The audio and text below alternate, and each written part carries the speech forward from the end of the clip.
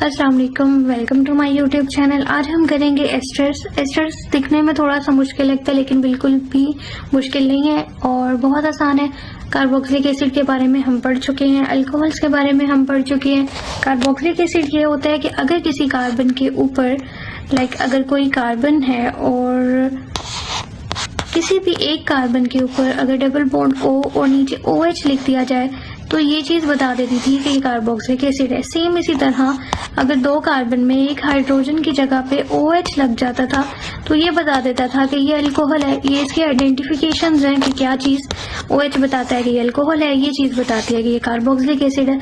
अब अगर किसी कार्बन के साथ अल्कोहल भी हो और अल्कोहल के साथ ये कार्बोक्सिलिक एसिड भी हो, ठीक है, ये दोनों चीजें हो जाएं तो उसको बोलते हैं कि ये एस्टर्स है। ओके, एस्टर्स के बारे में सिर्फ इतना ही था। इसकी रिएक्शंस जो है बहुत इंपॉर्टेंट है और रिएक्शंस को समझने के लिए हम सबसे पहले कुछ बातें समझ लेते हैं ताकि रिएक्शंस करना हमारे लिए बहुत आसान हो जाए।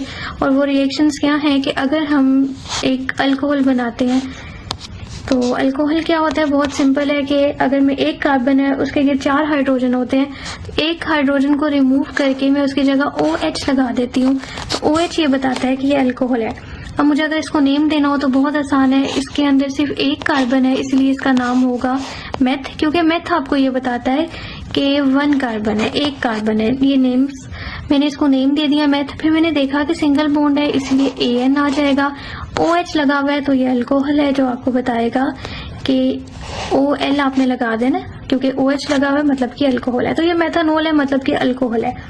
ओके, अब अगर मैं क्या करती हूँ, इसमें से इसका वो पार्ट जिसकी वजह से ये अल्कोहल है, OH की वजह से ही तो ये अल्कोहल है, अगर मैं इसको रिमूव कर दूं तो इसको रिमूव करने के बाद ये अब अल्कोहल नहीं रहा, ये अब मेथानॉल नहीं रहा। ये क्या बन गया है, ये बन गया है मेथ। साथ आपने याद रखना है, आप लगाते हो YL, ठीक है। अब OL पार्ट खत्म हो गया, क्योंकि OL क्यों था, क्योंकि जब तक ये अल्कोहल था। और अल्कोहल क्यों था, क्योंकि इसके अंदर OH लगा हुआ था और OH की वजह से ही तो ये अल्कोहल था। अब अगर मैंने इसके अंदर से वो OH हटा दिया है तो अब इसका नाम जो है वो YL लग जाएगा, ये मिथाइल बन गया। ओके, ये बात आपने हमेशा याद रखनी है। हर अल्कोहल से जब आप उसका OH वाला हिस्सा निकाल देते हो तो उसका OL वाला, उसके नेम से OL को रिमूव करके आपने YL लगा देना है। जैसे अगर हम एक और एग्जाम्पल ले लेते हैं, अभी हमने एक कार्बन वाला लिया है ना, अब हम 2 कार्बन वाला एग्जाम्पल ले लेते हैं। तो हर जगह आप हाइड्रोजन लगा दो, एक कार्बन में एक हाइड्रोजन की जगह आप OH लगा दोगे तो ये अल्कोहल बन जाएगा। नेम देना हो तो बहुत आसान है, कितने कार्बन है, 2, तो यहाँ पे लगा देंगे एथ। सिंगल बॉन्ड है कार्बन के दरमियान तो AN आ जाएगा। OH की वजह से यहाँ पे क्या आ जाएगा, OL, अल्कोहल है ये, ठीक है, एथेनॉल है। अब आप क्या करो, अगर आप इसके इस पार्ट से हाइड्रोजन को OH वाले पार्ट को, जिसकी वजह से ये अल्कोहल है, रिमूव कर दोगे तो अब ये अल्कोहल नहीं रहा। अब इसका नाम क्या बन जाएगा, आपने इस OL को रिमूव कर देना है और आप इसको नेम क्या दोगे,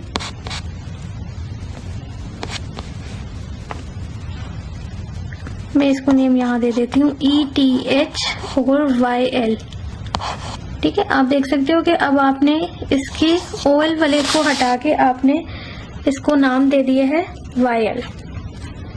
ओके, ये एक इम्पोर्टेंट कंसेप्ट था। अगर आपने ये समझ लिया तो आपके लिए रिएक्शन करना जो है वो आसान हो जाएगा। एक और पार्ट इसका समझना है, क्योंकि इसमें अल्कोहल के साथ साथ कार्बोक्सिलिक एसिड भी था, तो अब उसको समझते हैं।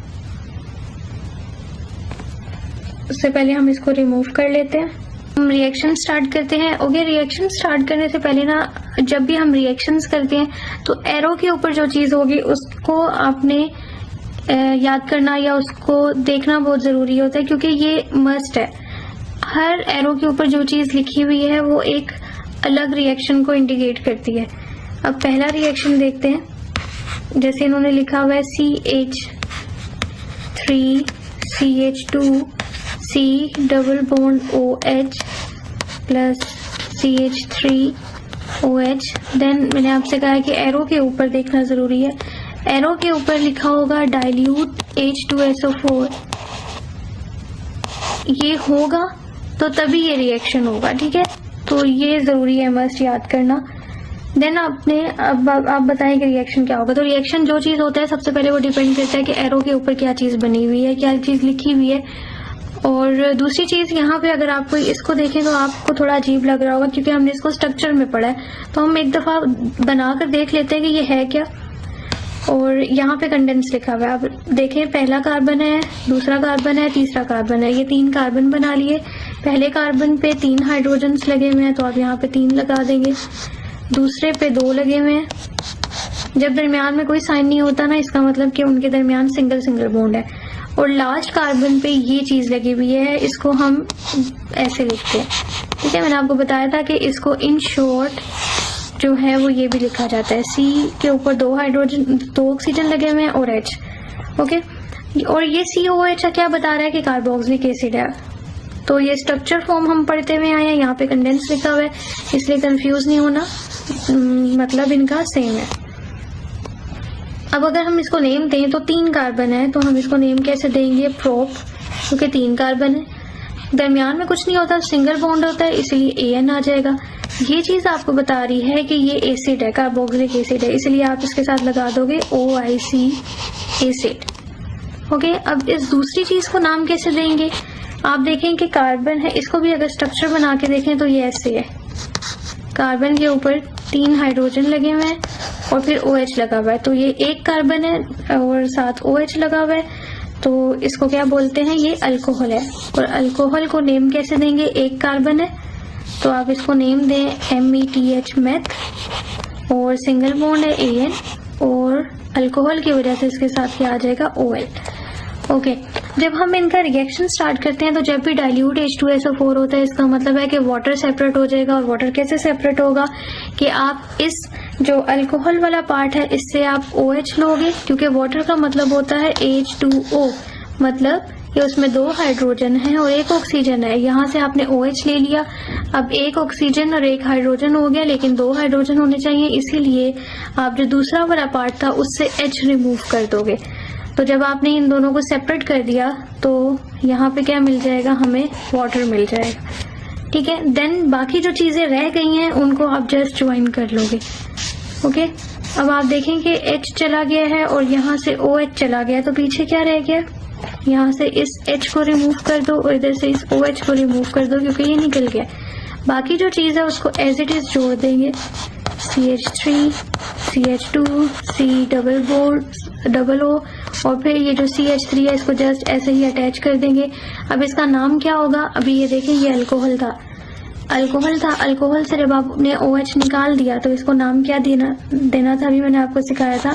इसको आप नाम दोगे मेथ, OL को रिमूव करके आप क्या लगा दोगे, मिथाइल। और किसी भी कार्बोक्सिलिक एसिड से जब H वाला पार्ट निकल जाता है तो उसका नाम क्या बन जाता है, बाकी सब नेम सेम रहता है, प्रोपेन, यहाँ तक सेम रहेगा। इसको रिमूव करके आप लगा देते हो ATE, तो अब इसका नाम पूरा क्या बन गया, मिथाइल प्रोपानेट, प्रोपानोएट, ओके। सेम इसी तरह बाकी रिएक्शंस भी ऐसे ही हैं। अगर हम इनको देखते हैं तो यहाँ पे ये प्रोपेनिक एसिड था, दूसरा आपने क्या ले लिया, प्रोपेन ओल, क्योंकि इसमें 3 कार्बन है इसलिए प्रोपेन, सब में सिंगल बॉन्ड है AN, और फिर OH लगा हुआ है इसलिए OL आ गया। जस्ट आपने क्या करना है, इसका H पार्ट निकाल देना है, इसका आपने OH पार्ट निकाल देना, जो आपका वाटर बन जाएगा। बाकी दोनों चीजों को एज इट इज जोड़ देना है, ठीक है। अल्कोहल से जब आपका OH निकल जाता है तो वो बन जाता है प्रोपाइल, और इस वाले कार्बोक्सिलिक एसिड से जब H निकल जाता है तो वो क्या बन जाता है, और ATE लगा देते हैं साथ, ओके। ये वाला भी आप सिमिलरली इसी तरह सॉल्व कर लीजिएगा। I hope you understand this lecture. Thank you so much for watching. Allah Hafiz.